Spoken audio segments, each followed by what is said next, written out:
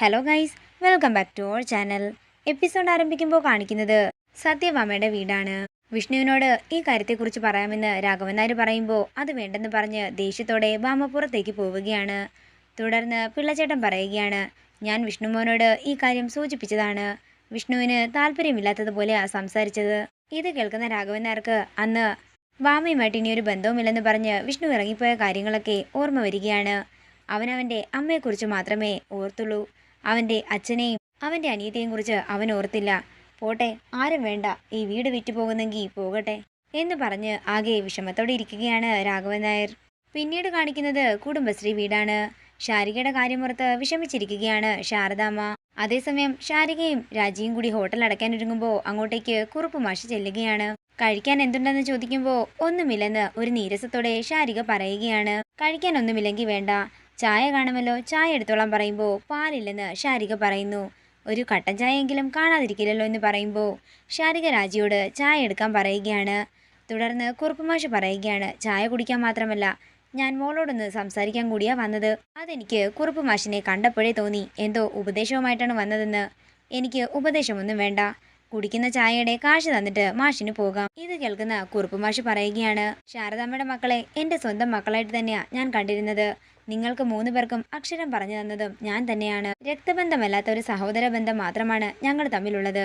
ഇത് ശാരികയോട് പറയണമെന്ന് എനിക്ക് തോന്നി.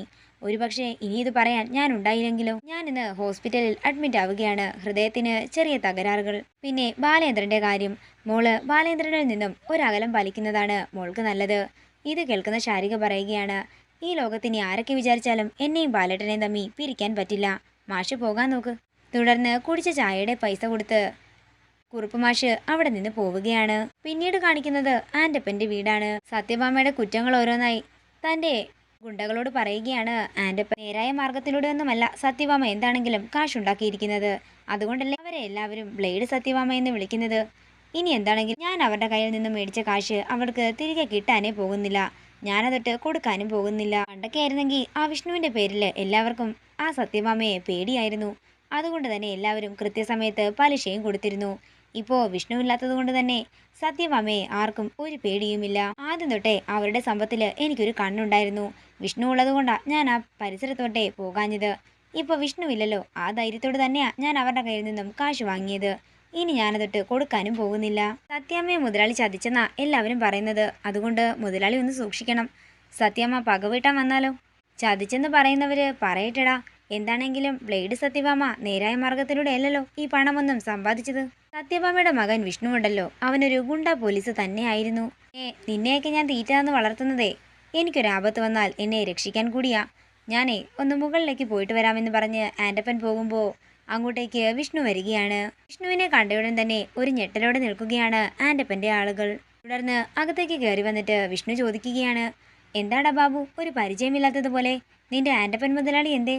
അത് പിന്നെ മുകളിലുണ്ട്, എന്നാലൊന്ന് വിളിച്ചാട്ടെ, എനിക്കൊന്ന് കാണണം എന്ന് പറഞ്ഞ് വിഷ്ണു ആൻ്റപ്പൻ മുതലാളിയെ താഴേക്ക് ഇറങ്ങി വരാൻ പറയുകയാണ്. ആൻ്റപ്പൻ അങ്ങോട്ടേക്ക് വന്നിട്ട് ചോദിക്കുകയാണ്, എന്താടാ കായലോരത്തെ നിന്റെ തട്ടുകടയ്ക്ക് എന്തെങ്കിലും പണം സംഭാവന വേണോ? നീ അതിനാണോ വന്നത്? എങ്കിലേ നീ അക്കൗണ്ടന്റ് ദാസപ്പനോട് ചോദിച്ചാൽ മതി. ഇത് കേൾക്കുന്ന വിഷ്ണു പറയുകയാണ്, ഇത് അക്കൗണ്ടന്റിനെ കൂടി കൂട്ടിയാലേ കൂടത്തില്ല. മുതലാളി ഒന്ന് താഴേക്ക് ഇറങ്ങി വാ, പിന്നെ വരുമ്പോഴേ വീടിൻ്റെ ആധാരം കൂടി ഒന്ന് എടുത്തോ. മനസ്സില്ലെങ്കിലോ എന്ന് ആൻ്റപ്പൻ പറയുമ്പോൾ മനസ്സില്ലെങ്കിൽ ഞാൻ മനസ്സ് വരുത്തിക്കുമെന്ന് വിഷ്ണു പറയുന്നു. ഡാ, അവന് വേണ്ടത് എന്താന്ന് വെച്ചാൽ കൊടുത്തേക്കെന്ന് ആൻ്റപ്പൻ തൻ്റെ ആളുകളോട് പറയുമ്പോൾ അവര് വിഷ്ണുവിനെ തല്ലാനായി കയ്യോങ്ങുകയാണ്. തുടർന്ന് വിഷ്ണു അവരെ രണ്ടിനെയും നന്നായി തന്നെ പെരുമാറി വിടുന്നു. ഇതൊക്കെ കണ്ട് ആകെ ഭയന്ന് നിൽക്കുകയാണ് ആൻ്റപ്പൻ. നീ താഴേക്കിറങ്ങി വരുന്നോ അതോ ഞാൻ മുകളിലേക്ക് കയറി വരണോ എന്ന് വിഷ്ണു ചോദിക്കുമ്പോൾ വേണ്ടെന്ന് പറഞ്ഞ് ആധാരവുമായിട്ട് താഴേക്കിറങ്ങി വരികയാണ് ആൻ്റപ്പൻ. തുടർന്ന് ആൻ്റപ്പൻ താഴേക്കിറങ്ങി വരുമ്പോൾ വിഷ്ണു പറയുകയാണ്, ഇപ്പോൾ നിന്റെ എല്ല് വെള്ളമാകാത്തത് ഞാൻ നിന്റെ പ്രായത്തിരിക്കുന്നത് കൊണ്ട് മാത്രമാണ്. വിഷ്ണു, അതിന് നീയും സത്യഭാമയും തമ്മിൽ ഒരു ബന്ധവുമില്ലെന്നല്ലേ പറയുന്നത് എന്ന് ആൻ്റപ്പൻ പറയുമ്പോൾ വിഷ്ണു പറയുകയാണ്, സിംഹക്കുട്ടി കാട് ചുറ്റാനിറങ്ങിയെന്ന് കരുതി സിംഹക്കുട്ടി കുറുക്കൻ്റെ മകനാകില്ലല്ലോ. അതെന്നും സിംഹത്തിൻ്റെ മകൻ തന്നെ ആയിരിക്കുന്നവർക്ക് അറിയാം, ഇല്ലെങ്കിൽ അറിയാത്തവരെ അറിയിപ്പിച്ചിരിക്കും. സത്യഭാമയുടെ മകൻ തന്നെയാടാ വിഷ്ണു, ബ്ലേഡ് സത്യഭാമയുടെ മകൻ. ഇത്രയും പറഞ്ഞ് വിഷ്ണു ആൻ്റപ്പൻ്റെ കയ്യിൽ നിന്നും ആധാരം വാങ്ങുമ്പോൾ ആൻ്റപ്പൻ ചോദിക്കുകയാണ്, നീ ഇത് വെച്ച് എന്താ ചെയ്യാൻ പോകുന്നത്? ഇത് വെച്ച് ഞാൻ എന്തും ചെയ്യും. ചിലപ്പോൾ ഞാൻ ബോട്ടുണ്ടാക്കി കളിക്കും, ഇല്ലെങ്കിൽ ചിലപ്പോൾ കത്തിച്ചെന്നും വരും. നീ അതിനെക്കുറിച്ചൊന്നും കൂടുതലായിട്ട് അറിയേണ്ട ഒരു കാര്യവുമില്ലെന്ന് പറഞ്ഞ് വിഷ്ണു ആധാരവുമായിട്ട് അവിടെ നിന്ന് പോവുകയാണ്. തുടർന്ന് ആൻ്റപ്പൻ്റെ ഗുണ്ടകളിൽ ഒരാൾ പറയുകയാണ്, മുതലാളി സമാധാനമായിട്ടിരിക്കെ, ഇപ്പോൾ ആധാരമല്ലേ പോയുള്ളൂ, മുതലാളിനെ അവൻ തല്ലിയൊന്നുമില്ലല്ലോ. ഇത് കേൾക്കുന്ന ആൻ്റപ്പൻ ദേഷ്യത്തോടെ പറയുകയാണ്, ഒന്ന് പോടാ, 5 കോടിക്ക് പകരം ഇപ്പോൾ പോയതേ 50 കോടിയാണ്. വിഷ്ണു ഇറങ്ങിയടാ, ഇനി സത്യഭാമയ്ക്ക് ആരും എതിര് നിൽക്കില്ലെന്നും ആൻ്റപ്പൻ പറയുന്നു. ഇതോടുകൂടി ഇന്നത്തെ എപ്പിസോഡ് ഇവിടെ തീരുകയാണ്. വീഡിയോ ഇഷ്ടമായെങ്കിൽ മറക്കാതെ ലൈക്ക് ചെയ്യുക, ഷെയർ ചെയ്യുക, കമൻറ്റ് ചെയ്യുക. കൂടുതൽ സീരിയൽ അപ്ഡേറ്റ്സിനായി മറക്കാതെ സബ്സ്ക്രൈബ് ചെയ്യുക നയൻസ് ക്രിയേഷൻസ്.